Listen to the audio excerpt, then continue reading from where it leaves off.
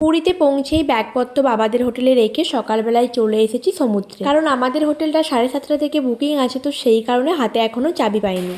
বসে গেছি সকালের ব্রেকফাস্ট করতে। রুমে আসার পরই ফ্রেশ হয়ে নিয়েছি। চোখ মুখের অবস্থা খুবই খারাপ, পুরো শুকিয়ে গেছে মনে হচ্ছে। জার্নি করে আসলে এরকম হয়।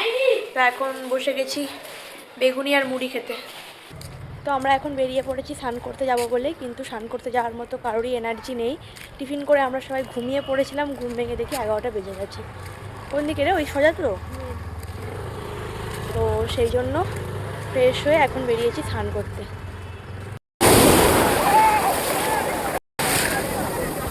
তো এখানে হচ্ছে আমরা এখন চলে এসেছি মিষ্টি কিনতে।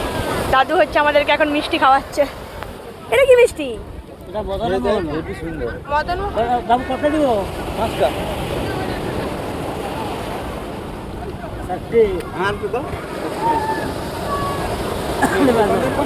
টাকা।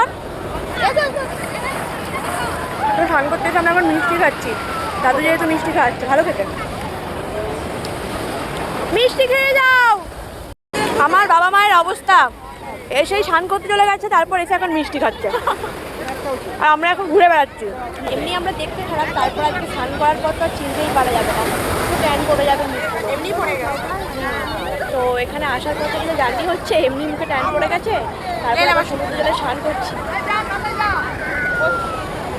এখন হচ্ছে আমরা একটু ফটোশুট করবো।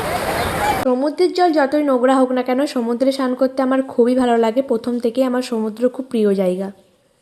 দেখো গাইস, এখানে আমার কি অবস্থা হয়েছে। আমাকে এখানে বালি চাপা দিয়ে দিচ্ছে।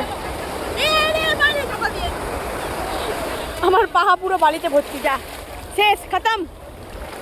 গাইস, নতুন একটা জল পড়ে গেছে, যাকে আমি এই একটু আগে বালি চাপা দিয়ে দিয়েছিল।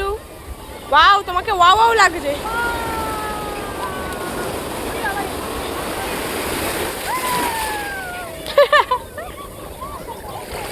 দেখি দেখি